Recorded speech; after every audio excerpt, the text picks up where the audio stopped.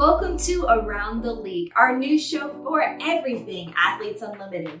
I'm your host, Savannah Collins, and I'll keep you updated on the sports, the athletes, and the news around AU. Right now, we are in the countdown to the first season of AU Lacrosse. We are just 48 days away, people.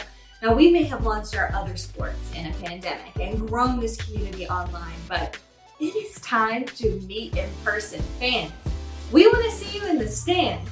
Tickets are on sale now to specific members of the Unlimited Club. You can click that link in the comments for more details. You don't want to miss these tickets on sale for lacrosse and softball season.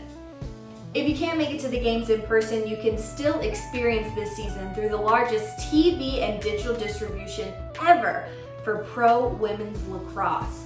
CBS Sports Network, Fox Sports, Facebook, and YouTube will be the main broadcast and streaming partners for the 30 games this season. Most importantly is, you don't need a subscription. It has never been easier to watch pro women's lacs. On the collegiate level, Boston College Women's Lacrosse made history winning their first ever national championship. A huge congratulations goes out to Kayla Trainer and Sam Apuzzo, two AU athletes who are a part of the win on the coaching staff. Now, I know for Sam it was even sweeter being an alum of the program, so she joined me this week on Athletes Unplugged. We talked about the emotion of that moment, how she's feeling, preparing for AU lacs, and more. Here she is. Sam, thanks for joining me on the show today. I'm sure you are coming off a whirlwind of a week as a part of a national championship coaching staff. How cool is it to hear those words? Insane. Never thought I would actually be in this position. It's crazy. So when the clock wound down and the athletes and some of your former teammates were sprinting across the field, where were you? What did you do? Take me through kind of the emotions of that moment. Yeah, I mean, honestly, thinking about it now, it's still a very emotional moment for me. After we won the game, I was in such disbelief. And when when the girls were running over to the sideline and their parents, Kayla Trainer and I were just walking and in tears, just because we were just so happy for everyone, for the program, for just to see all the girls' hard work kind of show and they're able to accomplish such a big goal that we've been chasing for the past however many years. And kind of as soon as me and Kayla finally got to the sideline, I ran up to my mom and we were both just hysterically crying. It was just a very emotional moment for everyone there. We have another big day coming up this week, tryouts and camp for the national team. How are you feeling, preparing for that day and those couple of days that are going to roll out, as well as reuniting with that group? I think it's been a while since a lot of those different athletes have seen each other. Yeah, it's really exciting. It's definitely nerve-wracking. We haven't played, I think, someone said 18 months, someone said the other day, which is a very long time to not play physically. And you train and you work out and you do all your shooting and all that stuff on your own, but physically playing on a team atmosphere is so much different. So I'm excited to be able to get back out there with that group of girls, and everyone is so talented and so fun to play with. So it's going to be a really good experience. Definitely, it's going to be tough and it's going to be competitive, but everyone's there to help each other and make each other better and just compete at the highest level. And that's something that I always want to do. And it's something that I kind of thrive in that kind of environment. It's going to be great because the fans can actually watch the tryouts. So June 10th, 6 p.m. on Lacrosse Sports Network's Instagram. You can tune in and watch and support those athletes that are vying for those spots. It's going to be fun to see. And we're also in the countdown to opening day of AU Lacrosse. Less than 50 days, by the way. We are getting in close. What are you looking forward to in this season of lacrosse that will be different than any season of lacrosse you have ever played before? I think it's going to be amazing. Every time I'm thinking about it, I'm getting more and more excited. I think the entire structure of the league is so different, and it's something that fans can grab onto and roll with. And the fact that we're doing drafts each week it's going to be a lot of fun, a lot of new kind of lacrosse, different kind of atmosphere. I think it's going to be awesome. I'm so excited for it. No matter the changes, there are some things about lacrosse that stay the same, which brings me a couple of fun final questions I've got for you on the way out that no matter if it's AU lacrosse or traditional lacrosse, it's the same. Mm-hmm. So would you rather play an entire game with a greaser or a stick that hasn't been broken in? Ooh, that's a really good question. I would say a greaser. You can always kind of cross your fingers if you have a greaser with your regular stick. I think definitely that. Better situation. All right. Are you a mid-calves sock kind of gal or ankle socks? That's funny. We were Dempsey, Taylor, and Kayla were talking about that today. I haven't worn mid-calves in maybe 2 years since I've played, so I've been slowly transitioning to low socks, but I think I'm gonna have to go back to the mid-calves when I'm playing again. Yeah. And what is your favorite go-to celebration? In the moment where you're feeling it, what are you doing? Are you a fist pump? Are you a screamer? Are you dropping to your knees? I'm usually like a hard slam my stick and like I jump up really high. We can't wait to see you out on the field in an AU uniform, a part of this inaugural season. In just a few weeks, we're counting down. Congrats again on the national championship title. What a week. So happy for you. Thanks for joining me on Athletes Unplugged this week.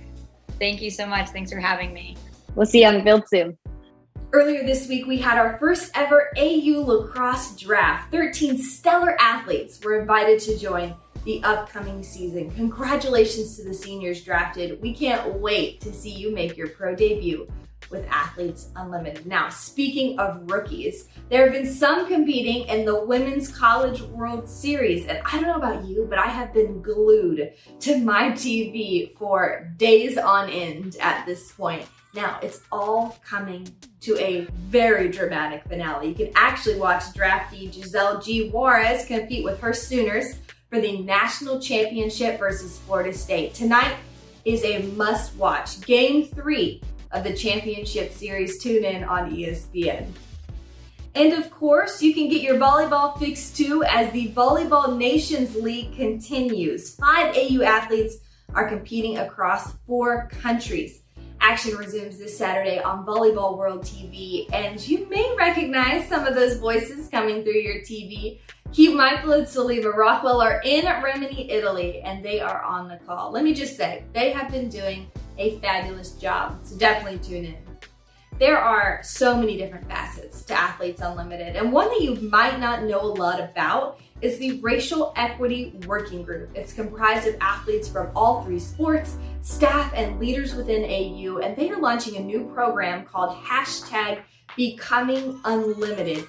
Jazmyn Jackson, a member of the working group, joined me earlier this week to share about the program. I'm so excited to highlight this again and have you all hear about it. Here she is with more. We're just conversing and we're kind of talking about, things that we might have needed when we were younger, especially the women of color on the call. By highlighting these players, we're able to, amplify these players, which is huge. We're trying to amplify more women of color in our sports, so softball, lacrosse, and volleyball across that.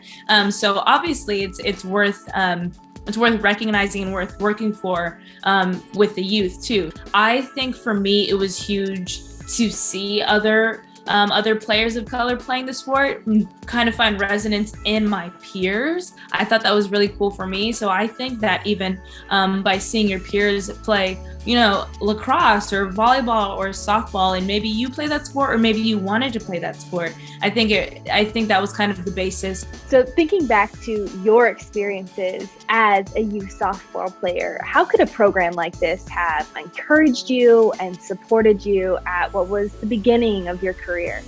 I think it would help personally girls that don't often get seen or don't have the money to go play on a huge team. I was lucky enough to get a little bit of help, but I had to travel down to Southern California for the teams that I got really seen on or the tournaments that I was really seen in. I had to travel down to Southern California every weekend. So being able to amplify themselves in this way makes it easier than having to pay a whole bunch of money, spend a whole bunch of time that a whole lot of people might not necessarily need to. So you guys are still open for applications. You can still submit athletes to become a part of the hashtag Becoming Unlimited program. So say you're someone that after hearing this interview is thinking, okay, I know someone who would be a good candidate for that. What should they share about them and kind of what can they expect as this launches and moves forward? Yeah, personally, so we've had some submissions and they are so inspiring, and I'm like, I can't wait for all of this to come to fruition. But say how that player is becoming unlimited. All of the hard work that goes behind, playing the sport, I think is super important, because ultimately that's going to translate to, being unlimited. So the civic leadership piece is huge, and civic leadership isn't just like voter engagement, not at all. I think civic leadership can show itself in so many different ways. It's basically being a leader in life and in your communities. So not only is being, a strong athlete within their sport, but community service, clubs, leader in the classroom, maybe at school, even just being a leader on the field, whether that's just how they treat their teammates, things to think about when you're submitting an athlete for the Becoming Unlimited program. Absolutely. Spot on. Some of you may have watched our series Going Pro about Jordan Roberts and Kamalani Dung and their experiences as rookies during softball season. Now, our content team kept that going and followed along with one of our athletes in her first ever experience playing professional volleyball. Here's a look. I am playing for a little black girl in the stands that thinks that volleyball isn't a sport for them because there's no one that looks like them. And just playing for all the little girls that just don't think they're capable of doing something, because that's kind of what I still struggle with. Okay, this is the first time I'm legit touching volleyball in over a year, and I know other people are that, but I'm really freaking out. It's a monster swing by Edmond. I'm always confident in my hitting and my arm. Edmond from the back row. Oh man! This team is really fun.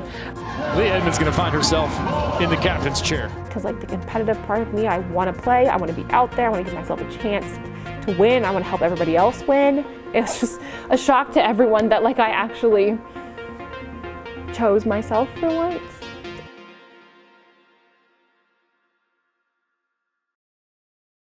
The first episode of Going Pro with Leah Edmond is coming out soon, and even if you watched her phenomenal rookie debut, there is still so much to learn and hear about from her in this series.